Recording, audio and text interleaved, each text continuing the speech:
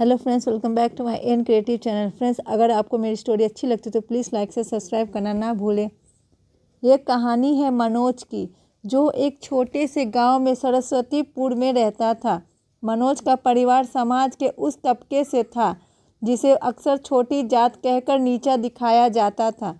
गांव के बड़े लोग उसे और उसके परिवार को है दृष्टि से देखते थे। मनोज के पिता खेतिहार मजदूर थे जो दूसरों के खेतों में मेहनत करके मुश्किल से घर चला पाते थे। मनोज को ये सब देखकर बहुत दुख होता था। वह अक्सर सोचता, क्या हमारा कोई मान सम्मान नहीं? क्या हम सिर्फ छोटी जात के नाम पर ऐसे ही तिरस्कृत होते रहेंगे? मनोज जब छोटा था तब स्कूल में पढ़ने जाता था, लेकिन वहाँ के बच्चे उसे अछूत कहकर चिढ़ाते थे। टीचर भी उसे पीछे बिठाते और कहते, तुम यहाँ से दूर बैठो। यह शब्द मनोज के दिल को चीर कर रख देते थे।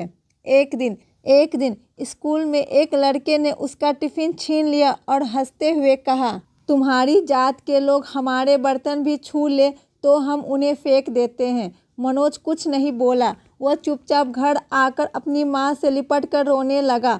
मनोज की माँ ने उसे समझाते हुए कहा, बेटा, लोग हमें जो भी कहें, हमें उनसे लड़ना नहीं है। हमें अपनी मेहनत और कामयाबी से उन्हें जवाब देना है। मनोज ने अपनी माँ की बात गांठ बांध ली। उसने तय किया कि वह पढ़ाई में इतना अच्छा करेगा कि लोग उसकी जीत नहीं बल्कि उसकी पहचान देखें।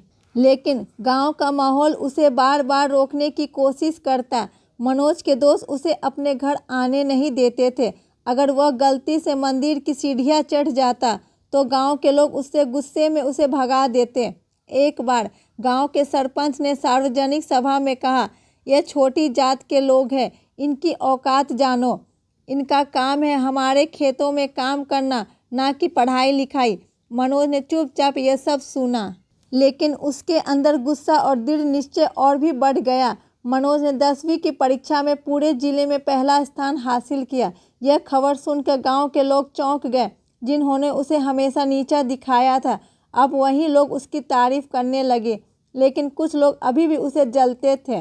उन्होंने कहा, यह सब किस्मत का खेल है, यह ज़्यादा आगे नहीं बढ़ पाएगा।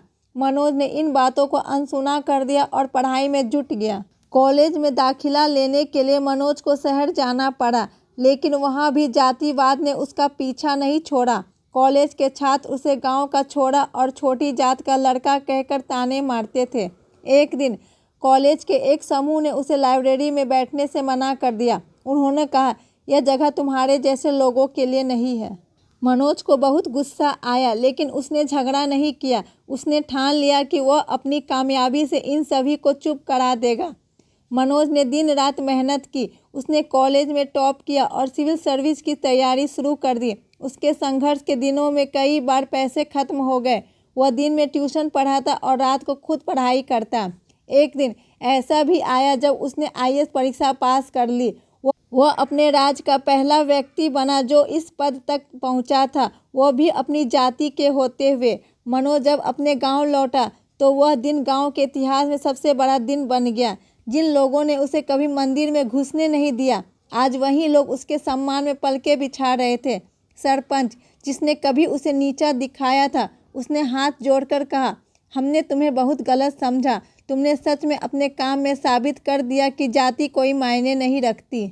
मनोज ने गांव में एक स्कूल और लाइब्रेरी की स्थापना की। वह बच्चों को जातिवाद और भेदभाव से ऊपर उठकर जीने की प्रेरणा देता। वह अक्सर कहता, किसी को उसकी जात से मत आंकिए, उसके कर्म और उसकी मेहनत से उसकी पहचान होती है। कहानी की शिक्षा, यह कहानी सिखाती है कि समाज में भेदभाव और जातिवाद कितना कष्टदायक होता है, लेकिन अगर आप मेहनत और लगन से काम करें तो ये आपको रोक नहीं सकता। मनोज की तरह हमें भी समाज की कुरीतियों से लड़ना चाहिए और अपने काम से लोगों को नज़रिया बदलना चाहिए, क्योंकि असली पहचान जाति नहीं बल्कि कर्म होती है।